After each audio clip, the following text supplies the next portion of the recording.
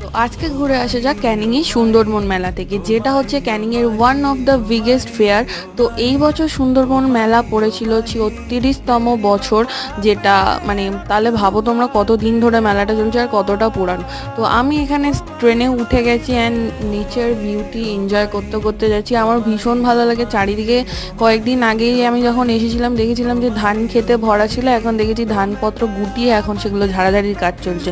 তো ওটা ছিল মেলার গেট আর এটা হচ্ছে মেলার এন্ট্রান্স। তোমরা দেখতেই পাচ্ছ যে কতটা বড় এরিয়া জুড়ে মেলাটা হয়।